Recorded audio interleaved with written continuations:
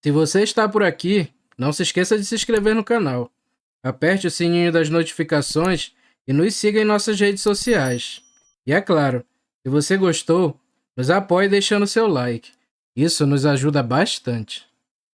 O conto a seguir nos foi enviado pelo Carlos Danilo, de Salvador, Bahia. Agradecemos a confiança e um forte abraço a todo mundo da Bahia, e em especial para a galera de Salvador.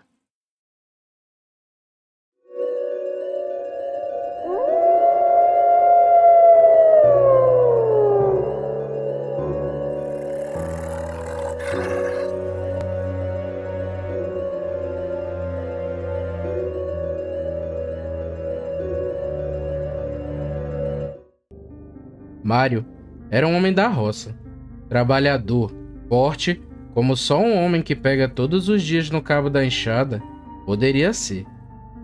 No alto de seus 1,92 de altura e quase 100 quilos, se dizia o homem mais valente da região.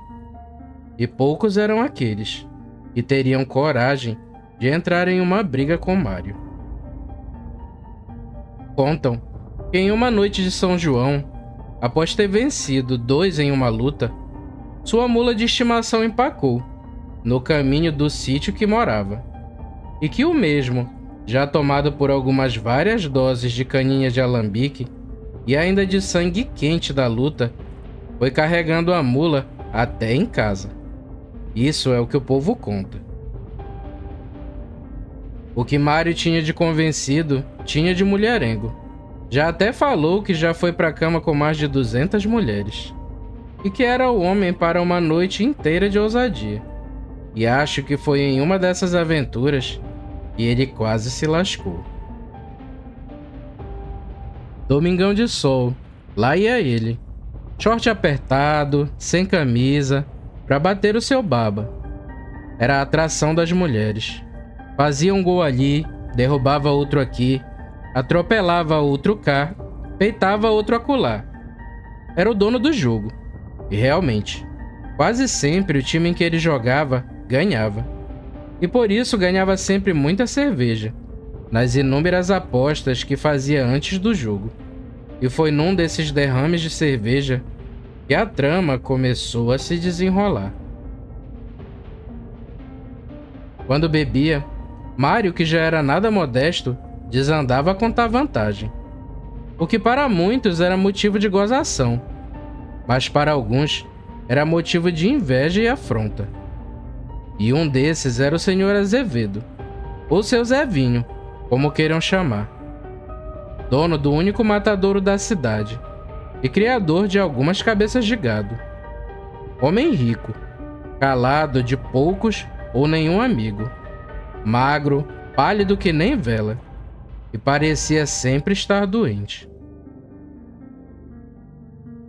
Embora houvesse época em que o mesmo demonstrava uma disposição e causava dúvidas sobre o motivo da mesma, porém, após alguns dias, a aparência de convalescência retornava.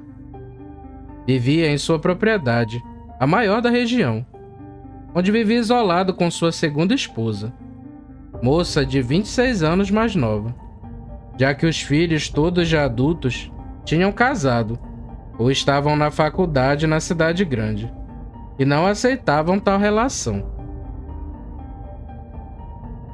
Seu Zevinho tinha uma bronca com Mário, por desconfiar que o mesmo andava se engraçando com sua esposa. E nesse dia, ele e Mário estavam no mesmo local, sendo que Mário já estava bêbado e começava a contar suas histórias. Quando chegou o assunto mulher, seu Zevinho se aproximou e prestou mais atenção ainda no amigo falastrão. Incomodado com tanta soberba, perguntou para o outro se ele não tinha medo dos maridos dessas mulheres todas, o que prontamente foi respondido.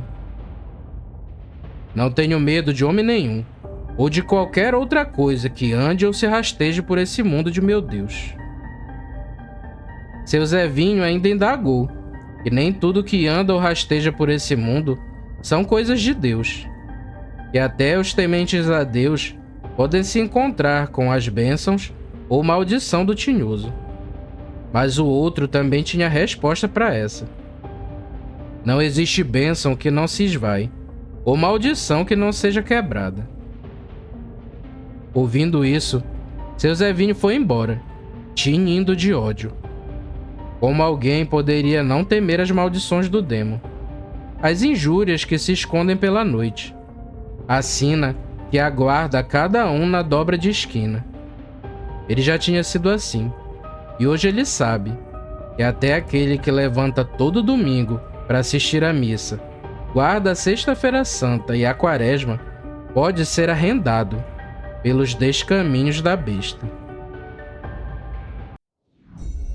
Antes de sair, Zevinho mandou que Mário tomasse cuidado com as altas horas e com a luz que guiaria seu caminho até em casa.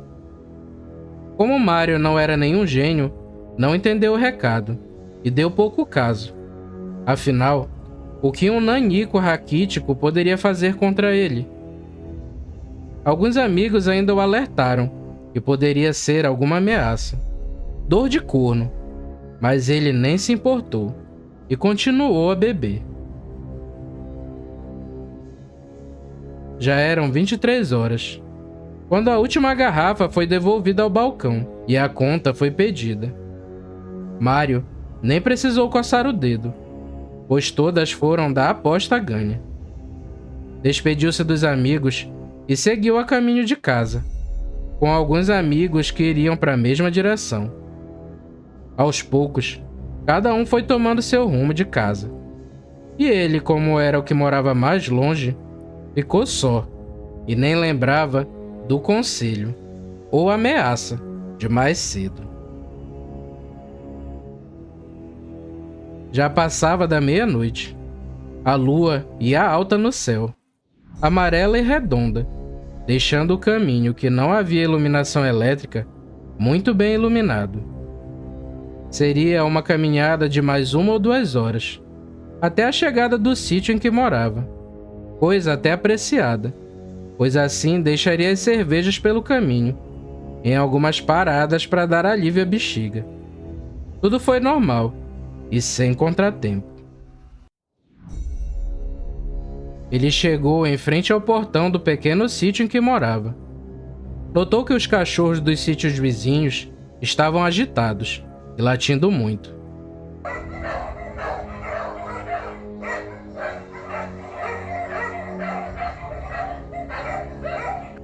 E foi quando ele chegou próximo à casa que ele notou alguém deitado, se debatendo, em frente à sua porta. Parecia estar passando mal. Ao se aproximar, notou que era alguém conhecido, que era Zevinho. Porém, parecia maior, gemendo e grunhindo, como se estivesse sentindo muita dor. A maldade não veio de imediato, tanto que ele chamou o amigo para saber o que se passava. Zevinho, o que está acontecendo? E o mesmo não respondia. Zevinho, o que foi, companheiro? O homem no chão olhou para Mário, sem dizer nada, e continuou se batendo no chão. E Mário poderia jurar que tinha visto 2 olhos amarelos, quando o homem olhou para ele.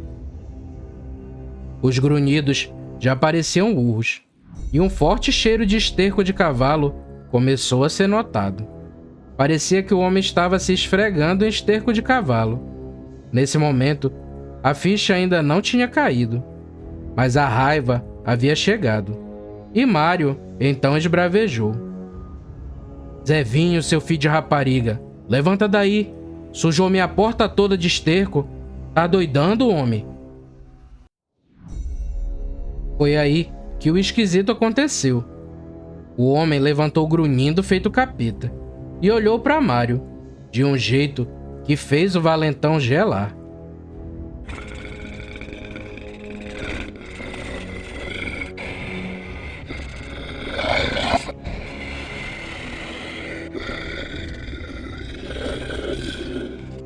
Era Zevinho e ao mesmo tempo não era, pois Zevinho tinha no máximo 1,60 de altura, e o bichão que ficou de pé em frente ao Mário era maior que ele. Aquilo tinha roupa rasgada e cara esticada, e baba na boca, e era o retrato do próprio demônio. O bicho olhou para ele e desabalou a correr, quebrando a cerca. Na passagem, deu um tapa na pobre mula de estimação e quebrou o pescoço da bichinha. E na porta do sítio, estava lá um Mário, com seus 1,92 de altura e quase 100 quilos, todo urinado, de tanto medo. No mesmo dia pela manhã, o matadouro da cidade foi fechado e o maior sítio da região foi à venda. Seu proprietário nunca mais foi visto. Uns dizem que foi por vergonha, já que a mulher dele foi uma das muitas que Mário traçou. Mas 2 pessoas sabiam o porquê. Uma era Mário, e depois do acontecido, mudou da água para o vinho.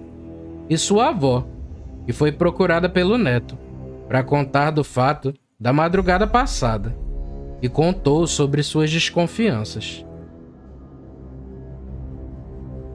Ela era moradora antiga da região, e causos como esses, de vez em vez, aconteciam.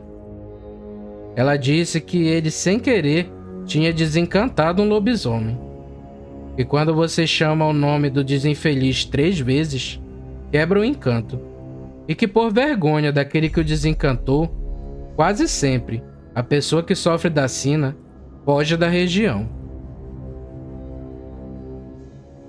Ela contou que, por ser praticamente vizinha do sítio de Zevinho, lembra que uma vez, ele e Zevinho, ao sair de casa à noite para caçar jaguatirica, foi atacado por um bicho.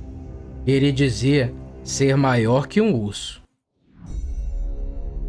Ela mesma foi chamada para rezar o homem, que já se fazia moribundo, e dormiu nos braços da morte, e no outro dia já estava forte como um garrote. E sempre em dias de lua cheia, o rosto corava e a vigorosidade se apresentava, mas que quando a lua minguava, ele minguava junto. A velha também percebeu que sua esposa, em certas épocas, sempre na lua cheia, viajava, retornando só em outra lua. Animais da região sumiam, e que com o tempo pararam de sumir.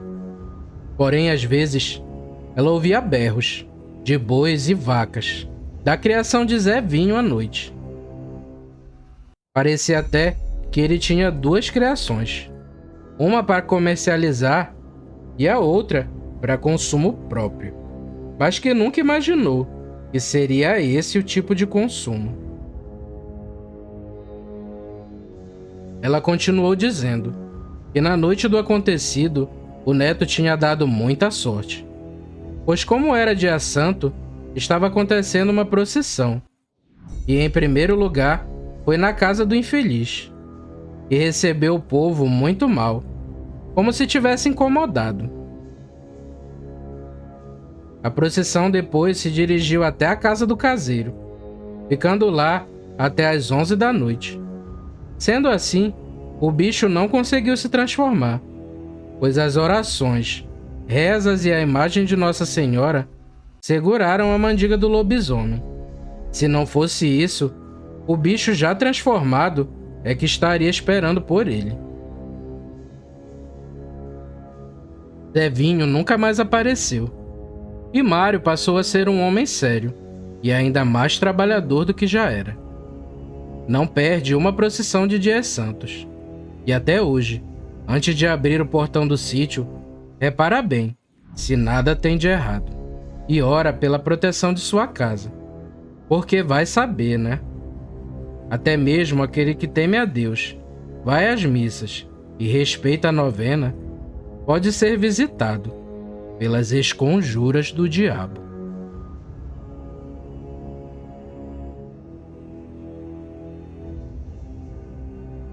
Obrigado por chegar até aqui. Vou te contar um segredo. Quem se inscreve nesse canal está protegido do sobrenatural. Então deixa seu like e siga nossas redes sociais. Isso nos ajuda bastante. Valeu, galera. Fiquem com Deus e tchau.